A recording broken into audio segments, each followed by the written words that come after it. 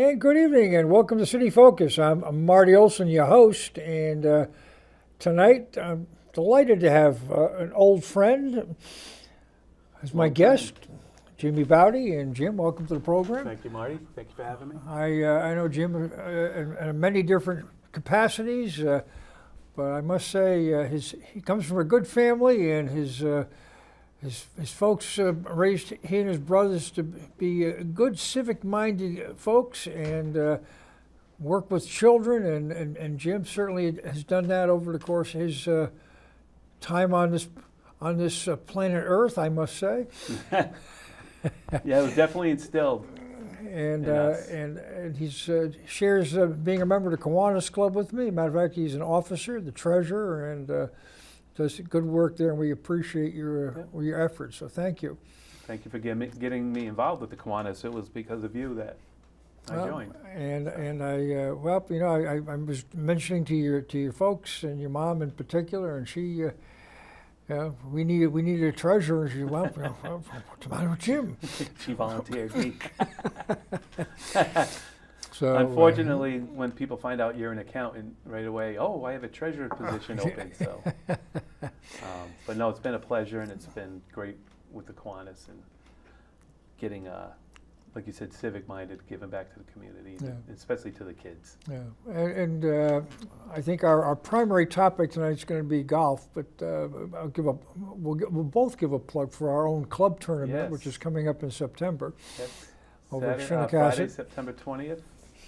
So, and we need it all. We need players, we need sponsors, and volunteers, and any capacity, donations, whatever.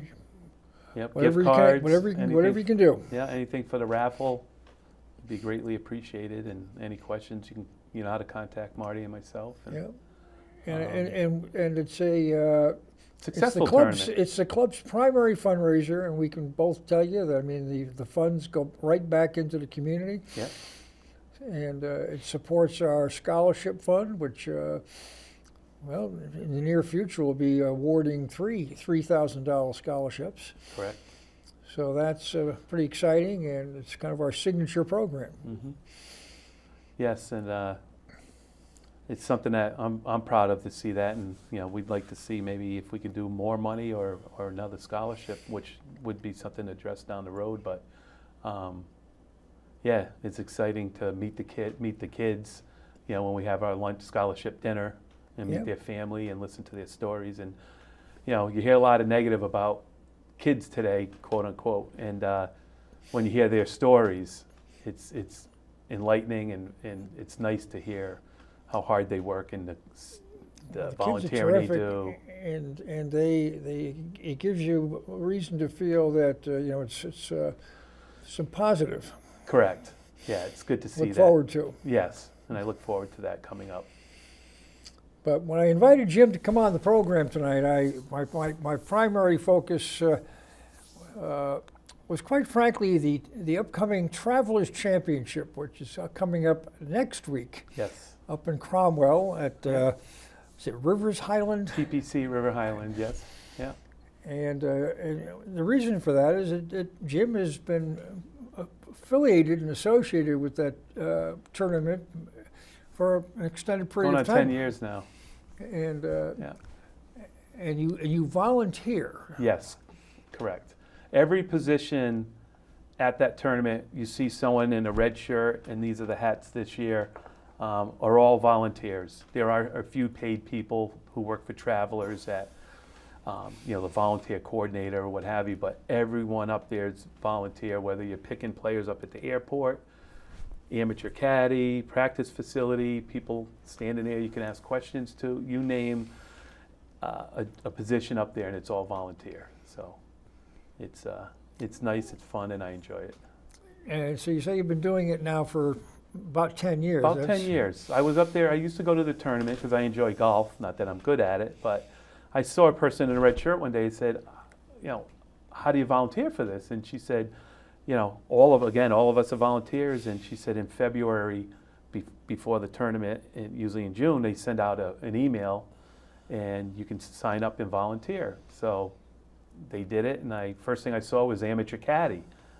That's interesting. So I signed up for that, and that's a Monday and a Wednesday, and I did that I've been doing that ever since for 10 years, and then 5 years ago, I also volunteered at the practice facility. So I'm pretty much up there every day,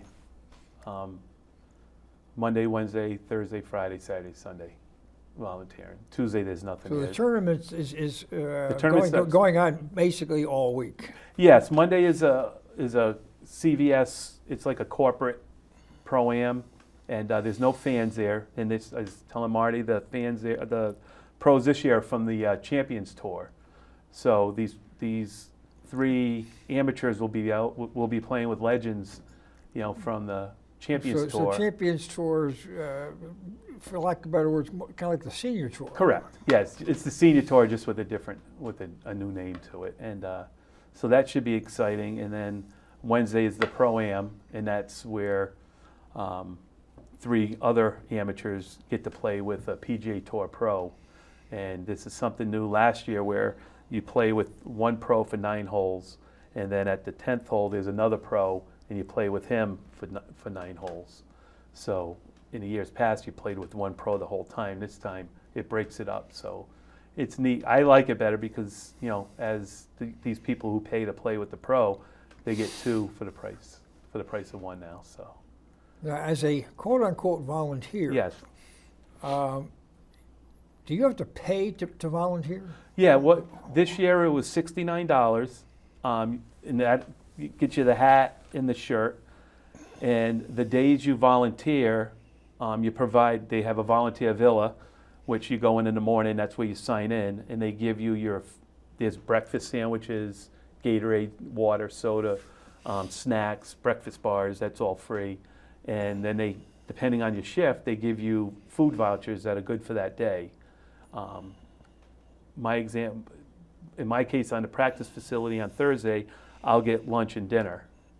So I'll get food vouchers, and that's all free. It's taken care of. So the $69 also includes your meals and beverages, not alcohol, but Gatorade, water, what have you. So that price has gone up over the past few years, but obviously everything else has gone up. So I don't think it's that bad of a cost to volunteer. That sounds. I mean, I just kind of get the lay of the land, and I know because I've been going up the tournament now for a long time. Annually, I'm going to say 15, 20 years, at least one day. Probably when it was GHL, right? Were you going up? I've been up there when they were at the other course. Wow, yeah, Wethersfield, right? With my father. Yeah. And wasn't Sammy Davis Jr. was a big? It was so long ago. I don't remember if it was Sammy Davis or Cannon. But, right, Cannon, yeah. I don't go back to the Insurance City Open. That's back into the 50s. But the GHO. Right. And then it was the Sammy Davis. Greater Hartford Open, Cannon, Greater Hartford Open. Right. And they were having problems with maintaining their sponsorships to keep the tournament. And the Travelers came in, and they have really stabilized it and amped it up a lot. A lot. Yeah, they have an executive director who really has brought it to another level. The last few years, we're voted the #1 stop on the tour by the players, which is very nice to hear. It's stressed, professionalism, courtesy, respect.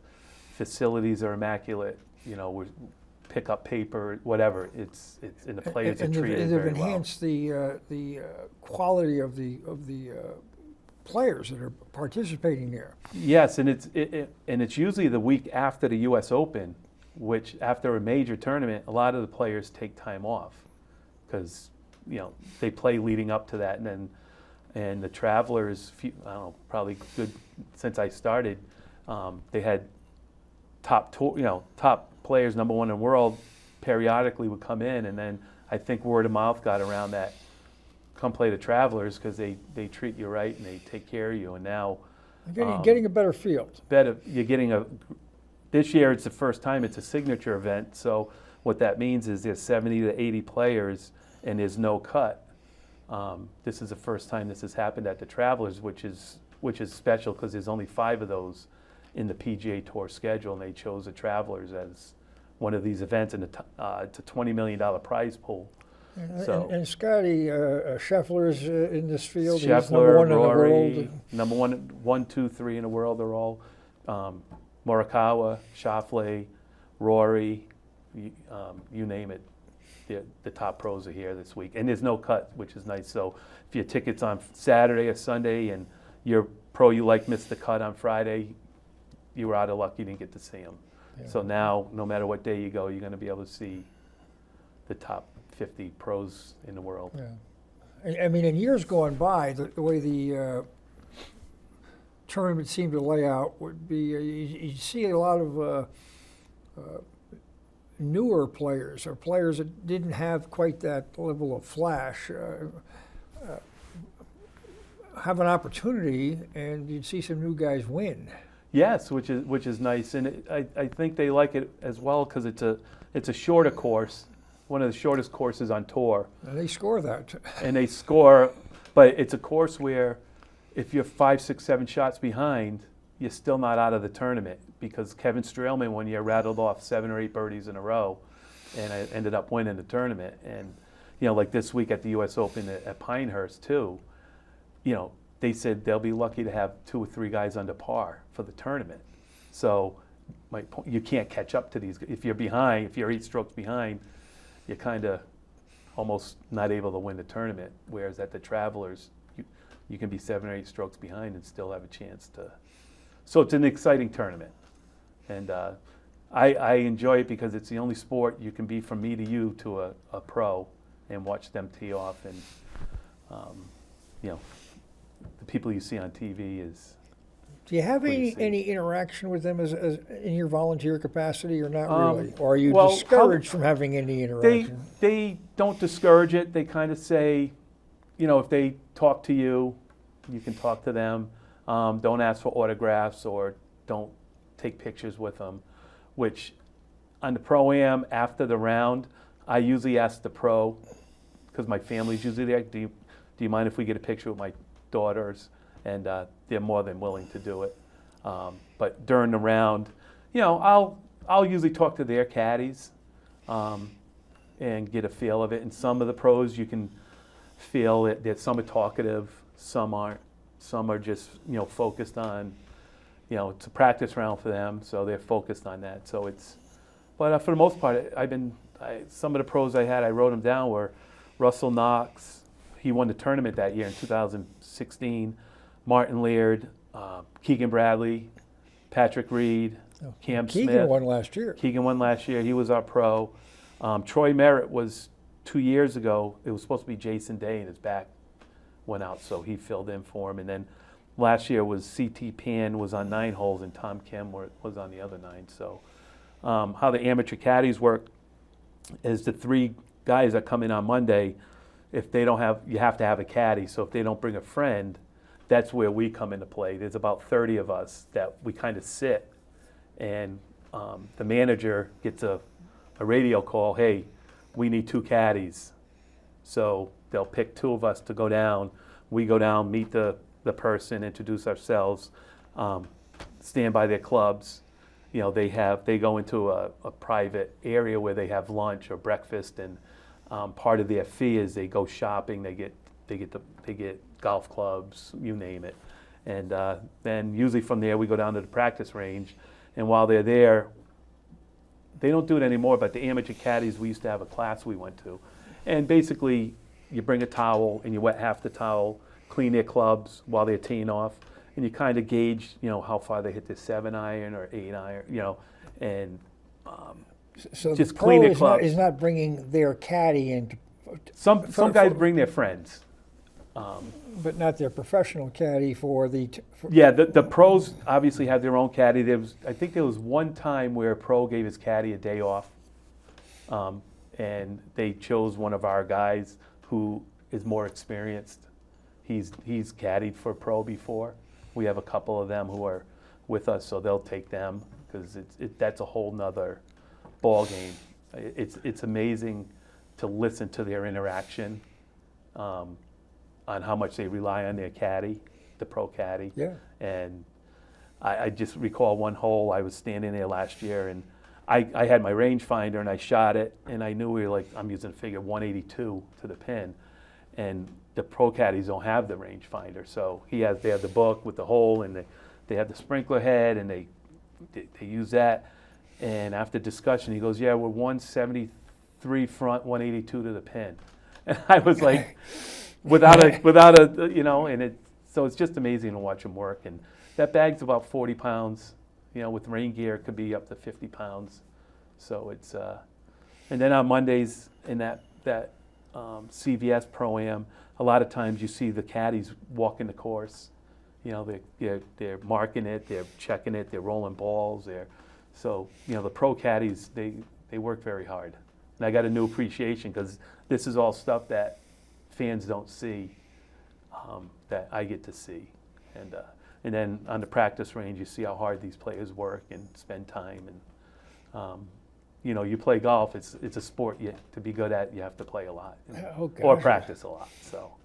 Well, it's amazing to me how at the pros how good they are. I mean, it's staggering. Well, you see them now that they come out of college now. That one kid, Dunlop, he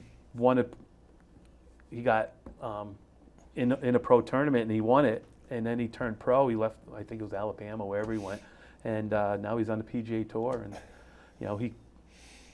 some of the older pros were saying these kids out of college are coming out. Almost, they are pros, you know, whereas they said back in the day when they came out and they turned pro, they had to, you know, it took them time, but the kids today coming out and they're polished. So but it's neat to see.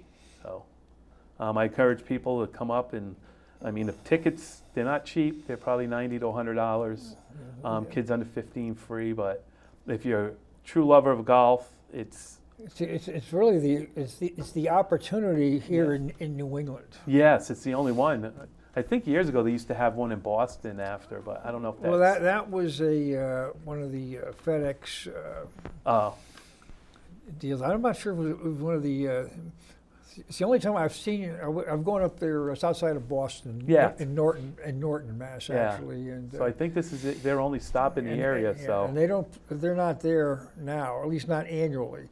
No, not that I know of.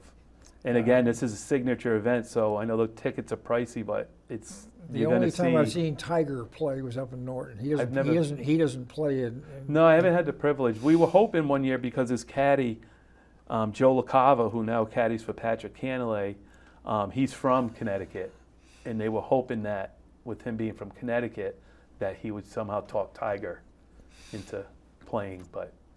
I don't think that'll happen. I've seen Tiger swing a few times, but it's been there. Yeah, I would, you know, that's a bucket list to see him play, and which I'm kind of jealous that you did see him play.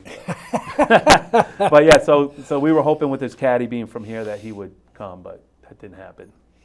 But again, and that tournament was up around Labor Day. That was it was. But this is, like you said, the only stop in New England, and it's a good place to see the players up and live. And when you leave the practice facility, they have a autograph area, and most of them are pretty good on signing and interacting with the kids. And then, then on the practice facility, they have where they drive and warm up. We come out and we put their name on the placard so the fans know who it is. And then they have a practice green. And basically, we're just there to maintain it, keep it clean. Then where they chip, and they use a sand bunker. When the balls come on the green, we have these devices that push them off, and we get the balls and put them in buckets and bring them back to the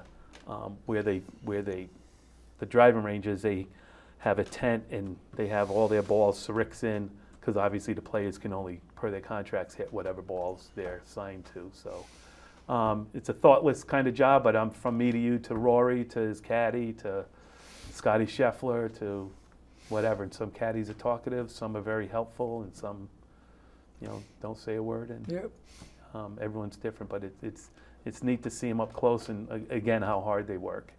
You know, I saw Rory one year. His tee time say was 11. He was down at the range at like 8:30, and he hit so many balls. I don't know how he went out and played 18 holes. You know, and here he was at the time, probably number 1 or 2 in the world, and here he is. You know, or a lot of times Thursday and Friday after the round, they come back to the practice facility to work on stuff, and that went wrong that day. So the fans don't see it, but they do work hard, these players, and they're paid accordingly. But it's a profession like any other, but you have to touch a club every day.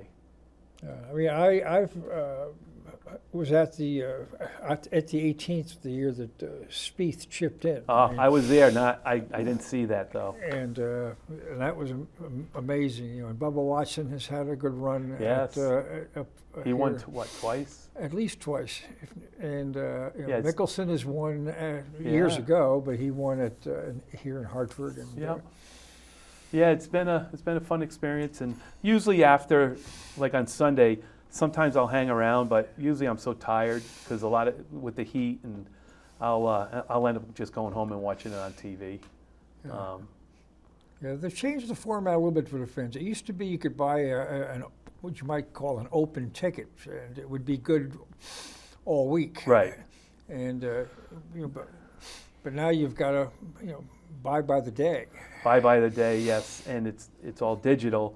And part of that, I'm sorry, getting back to the $69, that includes me.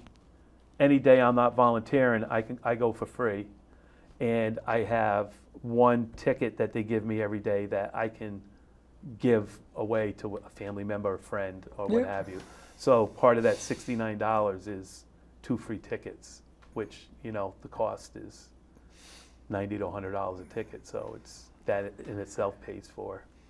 So the days I don't volunteer, I usually go up anyway and watch and enjoy myself. Yeah. When you're in uniform, there's no alcohol, there's no goofing around. So yeah, but you got the other tasks that I've noticed with volunteers. You've got folks that are at the tees and the greens. The hole marshals. Yeah, you can quiet, do that. Yeah, you can do that as well. You can volunteer. They have the shot link. They got the hole marshals. They got the standard bearer, or the guys who walk around with the group. That hold the sign with the scores. Yeah. So you're inside the ropes, which is what they call, and that's a huge. If you're a golf fan, you're right with the pros, and as well as folks that are at areas where they are able to cross. Yeah, you like I said, you name it, it's all volunteer. You can volunteer to pick them up at the airport. They have that. A lot of times during the tournament, they have drivers that go and pick up the spouses and family, bring them to the course. A lot of players, I think they give them they get cars that they can drive, or they have a choice of having someone pick them up and bring them. Well, Scotty Scheffler, we learned that. He drove himself. But the Travelers has done, I think, an extraordinary job of taking care of the players, basically from when the Open, getting them from they charter there a private to jet. here. Yeah, that new that new tournament chairman, he charters a jet for them. I remember 2 years ago I was in California, and he chartered a jet for him, and I think now it's in the U.S. Open's at Pinehurst in North Carolina. So as soon as the tournament's over, he gets them up here, and I heard on their family's birthdays he sends cards and gifts, and he treats all the players. Yeah. I'm not sure what the impact is with the field, with the alternative tour, the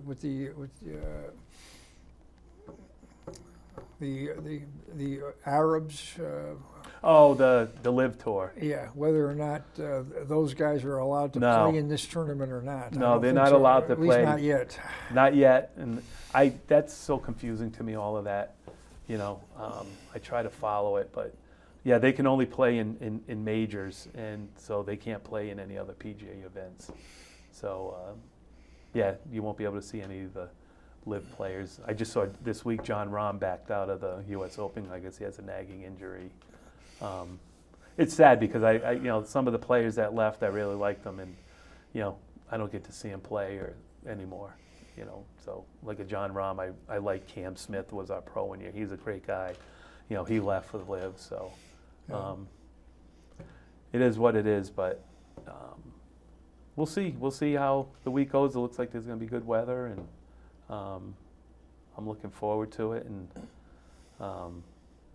yeah, and then, I'm looking forward to our golf tournament too, which, we'll talk about a little bit towards the end. But Sure.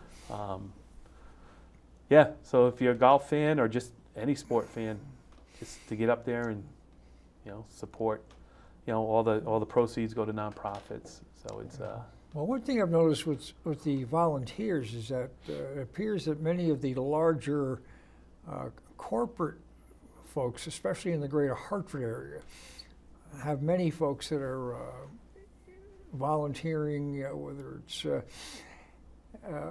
and they're getting their days off from work. Yes, Travelers has a lot of volunteers. Obviously they're a big company, but they most of the people I'm friends with, or like the practice facility and the amateur most of them do work for Travelers, and they give them time off for the to volunteer for this. And I don't think necessarily that everybody who's volunteering is a big golf fan. They're just, No. they're No, I think it could be a day off for them, and yeah, they're at a golf tournament and out in the sun and whatever. they get a day off and they're outdoors. Yeah, and but I think most of the people there just enjoy what they do, and I've been going up there 10 years, and I see the same faces, and it seems to keep the same people coming back, and hopefully now that I try to tell friends of mine come volunteer, you can do anything, and it's fun, it's enjoyable. It's kind of giving back to not our community, but local charities in that area. Yeah. And A lot of charities benefit from. yes, they have the hole in the wall gangs. I know one of the big ones, and they have a nice area for the kids. They have a kids zone where they have like a miniature little golf course, and they have a facility area with food. But they have a lot of places where you can get out of the heat. They have water stations, and they do a lot for families and kids. So they try to and kids under 15 again are free.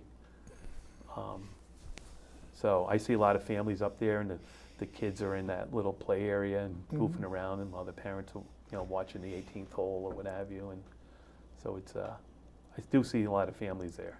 Yeah. Well, it seems that the pricing for the fans since COVID has gone up quite a bit. Yes.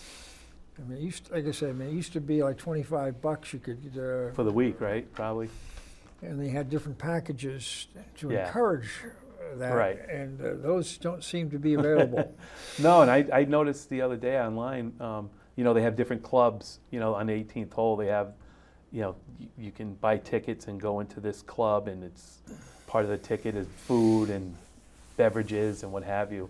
And those prices were $500, $600, $700. Yeah. Well, Which is a lot of money. yeah. Well, But they're sold out. They have stuff on the 15th green, the 17th, the 18th. And all those I saw the other day, they were all sold out. yeah. So someone's buying them. Yeah. Well, I suspect there's mostly corporate. And what's really, getting back to the amateur caddy, what's really neat on Wednesday is, a lot of people don't know this, but after 14 on 15, which is a par 4, where a lot of them go for it, it's like 320 yards. They have a pizza truck.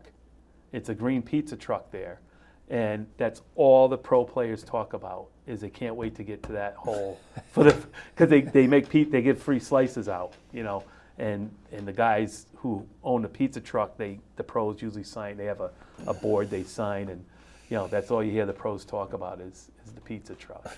And and of course that hole backs up because you have a foursome on.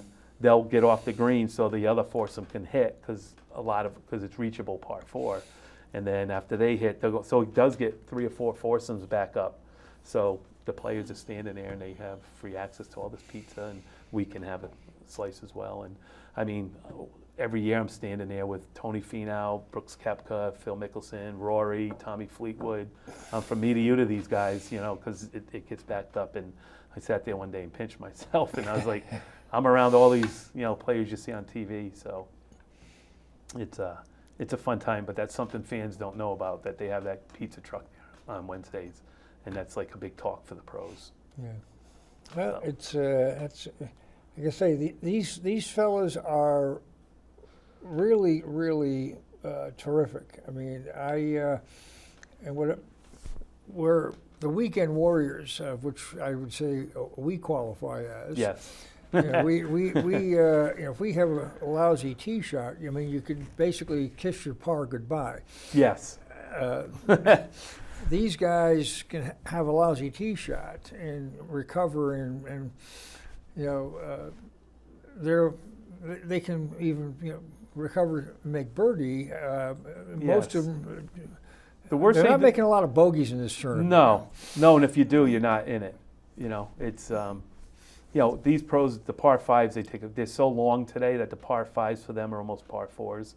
So that's, if you look at most winners of golf tournaments, they've crushed the par fives. You know, they've birdied them every 4 days, and I think the par threes, if they can get close and pick a birdie off, they're happy. And same thing with the par four. They can get a couple birdies here and there in it, but the par five is where they really go after, because they can get there in 2 now. I mean, there's a number of holes that I have watched more frequently than others. Mm-hmm. I mean, normally I'm coming into the tournament on the 9th hole. Yes. Yep. And it used to be at the green. Now, last year it came in more closer to the tee. And Yes. I really don't care to watch these guys tee off, because I mean, you lose the ball. Yes. I mean, you don't know where it lands, and they're hitting the ball a mile. Yeah. I like watching them hit into the green Yep. and putt and see what their Yeah, strategy where you is. come in on 9, that's a nice spot, because you can see them in the fairway because it's a dog leg right. So they hit to the corner, and then standing there, you can see them, coming in, and that's a good spot to watch. The other good spot is 15, 16, 17, that whole area. You could sit up on the hill and see all 4 greens, and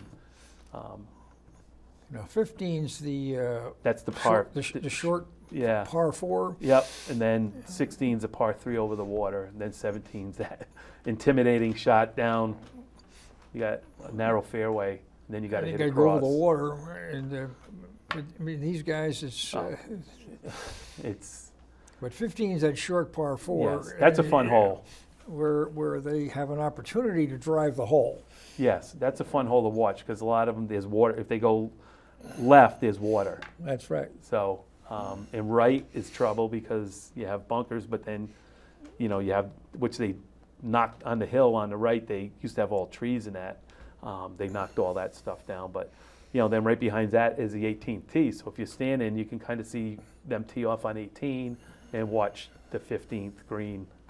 So, but that's a nice hole to watch, because they all go for it. And that green's a funny green. It's you got that little it's plateau. And that's a tiered, real, I guess is a better word. Right. It's a fun hole to watch, and it's a shorter course, so the greens have to be tough, and they make the rough really deep, because that's the only way they can protect it today. Like the course, I think I looked today, Pinehurst 2 is playing like 7,600 yards, and the Travelers is like 6,800. So it's a huge difference. So the only defense that the Travelers has is the rough and the greens. So, but sometimes I don't mind watching a 20 under, because it's exciting, because you have groups of guys that is, towards the end of the tournament are still in it. So it's anyone's game.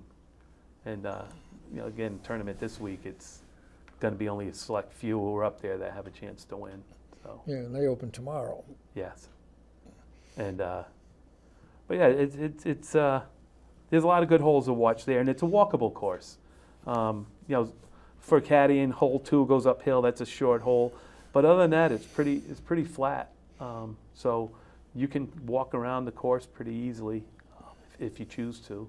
There's a lot of people not on the back 9. Some people just congregate where you walk into, and then you can disperse from there. And they have facilities everywhere. Different years, I've done different things. Yeah. I mean, one year on Sunday, I came up with a buddy of mine, and we came in at 9, and we sat down and we watched at 9, and when the last player came through, it was time to go. Yeah. We turned around and left.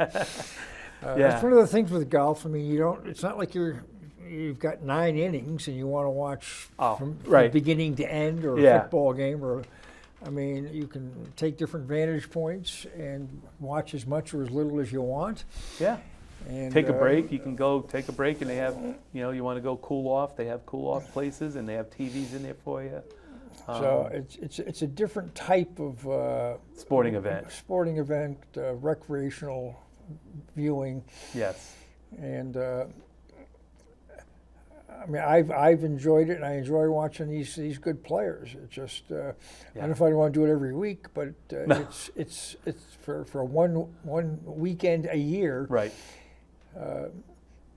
It's fun. It's different, and at least I find it so. Yeah, I mean, not everyone likes golf.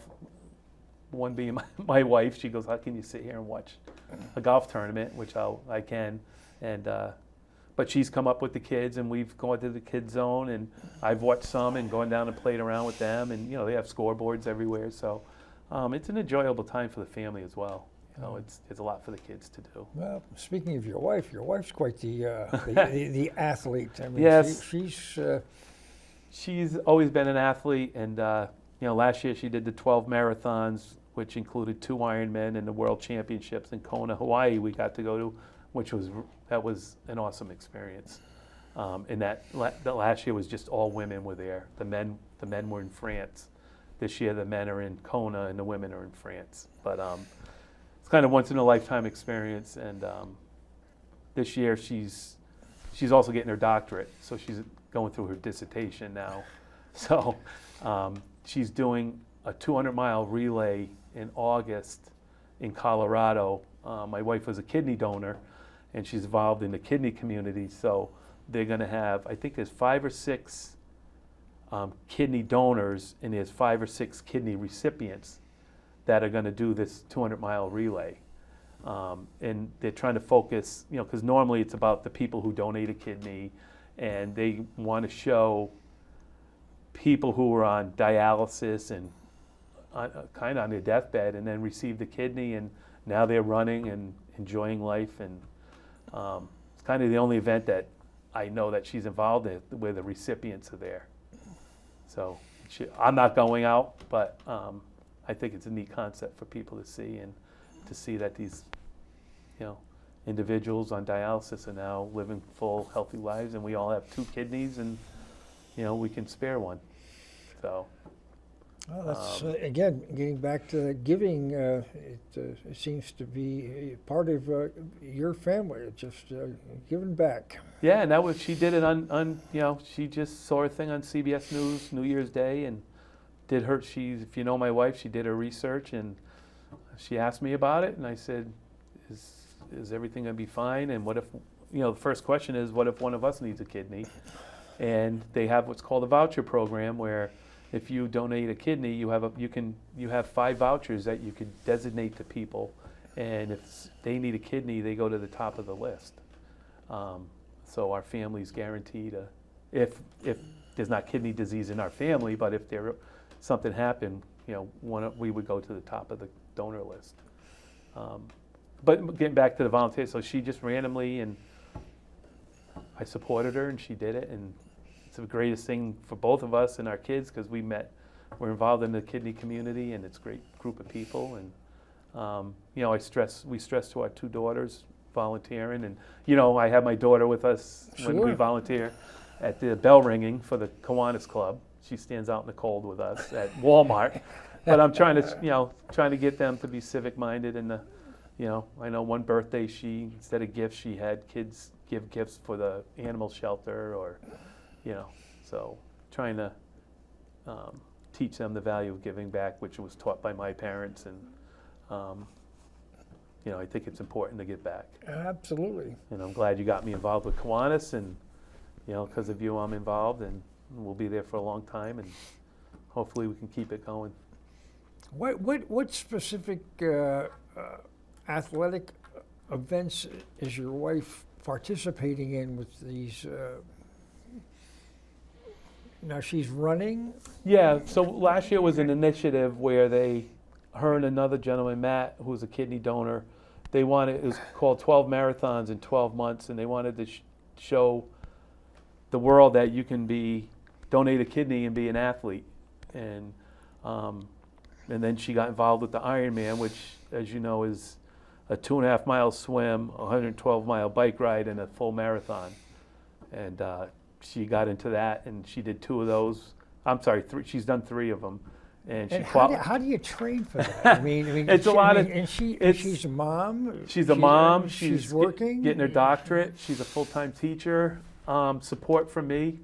I did most of the weekends for that year. In the mornings I got the kids ready for school, and it was a team effort. She was up 5 in the morning at the Waterford pool swimming, and then on the weekend she'd be up at 5, 6 in the morning and go for a 100-mile bike ride, and then she'd do marathon training. And now 100-mile bike ride. This is in one shot. This is not like doing 10 miles and taking a week off and doing another 10 miles. This is like going down to New York or to Boston. Yeah. She said one day she ended up, she was in Massachusetts. But with that initiative last year, she had a coach that she never met in person, and it was virtual. He was an Ironman and kind of helped, gave her a program. But it's dedication. It's anyone you see say they did an Ironman is, I have respect for every athlete, but the dedication for them is off the charts. And she qualified for Kona and made the World Championships, and she had a good time, and we got to go out and spend a week out in Hawaii, which was a great experience. But she was always an athlete. She was a swimmer. She was a captain of the Seton Hall swim team, and she made the Olympic tryout team, and she decided not to pursue that because it was 4 years of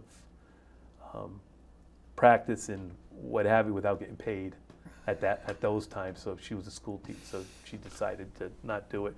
Because with swimming, your times. Yep. And Michael Phelps. You have these athletes and she kind of knew her place and just said, I'm going to start my career and go teach. But she was that good she still holds some records at Seton Hall. But so that's kind of our family in a nutshell, and trying to install that in our children. But our oldest daughter is into Irish dance, and she just started they called Fesh, and the Fesh is where they go and compete. And last week she competed in Hartford, which is one of the bigger ones, and she won first place in 3 dances she did. Now, is this the type of stuff that Michael Flatley does or did? Or? Yep. There's different, I don't understand it all. There's jigs, there's different dances, and she goes to a school in East Lyme. And then last week my wife took her to Yonkers, and the 3 dances, she finished first again in each dance. So, I'm not saying she's not an athlete, but she enjoys this Irish dance, and she's good at it. And I said, hey, whatever you want to be That's in. athletic. It is athletic. I'm sorry, but it's not your traditional. No, it's not like going out for the basketball team. Right. And then she enjoys violin, so she's artsy, which is great. I said, I want you to find something that do what you enjoy. That you enjoy. Don't do stuff because we do it. Do what you enjoy. And I think what happened was she was kind of on the fence with Irish dance, and when she entered that competition and did well, I think that sparked now something with her that I see her practicing a lot more now at home. So it's fun. But the Irish music does get old after a while when you're there for hours. But how old are your daughters? Ellie's 11. She's going into 6th grade, which is now middle school, Clark Lane. And actually, my youngest, Josie, is turning 5 tomorrow, and she's going into kindergarten at Quaker Hill in the fall. So we have one going into middle school and one going into kindergarten. Terrific. So different when we grew up. Middle school was 7th and 8th grade, right? Or was it different for you? To me, it was junior high. Junior high. Yeah, now it's 6, 7, and 8. So grade schools K through 5, and then 6, 7, 8 are junior high. Yep. So it's a little different. So she had a promotion. They called it a promotion last night, their graduation, and she's going to middle school in the fall. So that's good stuff. Yeah, definitely. So yeah, getting back to the Travelers, any questions, you guys know how to reach out to me. I still have a free ticket available if someone's interested, and maybe that'll get you up there and get you to come back. Well, we'll see. But I appreciate you having me on talking about the Travelers. I'm excited, and every year I can't wait to February till that email comes out and get to sign up to do it. I'm just, it's interesting just on how you've got yourself involved, and you've stayed involved with Yes. this. I mean, it wasn't like it was a one-shot deal. No, You've and like I done said, it. it every seems- year you talk about it, and you're doing it. I get more excited, and it's good to see, like, I'll see people on Monday that we see each other every year, and, on the practice facility, it's a lot of times the same people, and we've become friends, and, get to catch up and see the same people every year, so it's fun. That's terrific.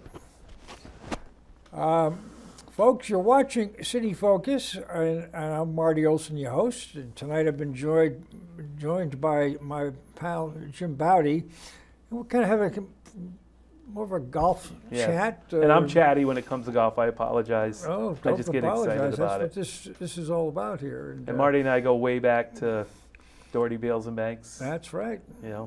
Long time, and we've stayed friends all along, and helped him with his campaign a few times. And Well, we've won some, and we've come up a little short on a couple. all right. But we've given it the Yeah. old college try. And definitely. And again, Marty got me involved with Kiwanis, and I'm the treasurer, and looking forward to our golf tournament that's coming up in September. Yep. We'll be actually, I guess the recipients of our scholarship are going to get spread out over 3 separate Oh, are they? events. We'll have one next Thursday at our regular lunch meeting, Okay. and then another will be the last Tuesday of the month. Will be at Langley's out of the Great Neck Country Club. Yeah.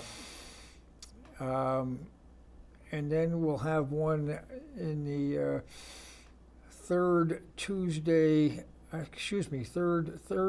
of the July Huh. at our regular lunch meeting. Is that just July- logistics, like families Because can't the make kids, it? it's a matter of the So busy. availability of the kids. Right. And Yeah. July 4th is Yeah. on a Thursday, which Yep. is our normal meeting night, but Right. our meeting Thursday, should I say, and Mhm. we'll celebrate the holiday and take the Kiwanis off for a week. Actually, that weekend we're leaving for the Outer Banks, Right. so for vacation. But yeah, it's And I've got my fingers crossed. I've got on the first weekend of first Thursday, should I say, of August, I've got tentatively the Service Person of the Month program lined up. oh good. That's always a fun. Yeah. That's always a fun thing to go to. And then the second meeting in August, which would be the 15th, I've got Tony D'Angelo Huh? lined up. He's a regular guest on Lee Elsey on Tuesday mornings. Yes. And I've Very been fortunate informative. to have him on this program. Is he number of He's times. where's he out of? He's out of Pomfret, Oh, so Okay. it's a bit of a hike for him Yeah. to come down here, but he's been very gracious and comes Yeah. down to be on the program. very knowledgeable, very And thorough. He's, I think our group will enjoy him, and when we have him come in. Yeah. So Yeah. we've got and- good programming through the next couple of months. Yes. And I'm trying to get it out there in the day paper, so I'm working on that to get out, about the scholarships and service person. Do you have any in with tomorrow? Because I mean, Mike. I mean, we know each other, but I won't say it's warm and fuzzy. I know him. Not, I see him at Mr. G's or somewhere. I'll say hi to him and talk to him for a few minutes. He knows who I am and who my family is. So I don't have him on speed dial, but I'm sure if there's something, that we need or whatever, I can definitely get in contact with him. See if we can get him to give a little promotion for Yeah, the tournament. yeah. I'll definitely have some in my car and with me, and when I see them, I'll hand them out. Yeah. And our friends here at the station, we've got a little something up there Is on that the you screen teeing now. off? So we have our friends here at the television station are working with us too. So Yeah. and it's appreciated. Yeah, we can't get the word out enough to for this golf tournament. Again, last few years we've netted $20,000+, and again, like you said, it all goes back into the community and scholarships. So it's a good cause, and again, we need all the help and sponsors and volunteers we can get. There we go. And if you have any questions, you know how to contact Marty and myself. That's it. Or John Russell. Or John Russell or Ted Nelson. Nelson.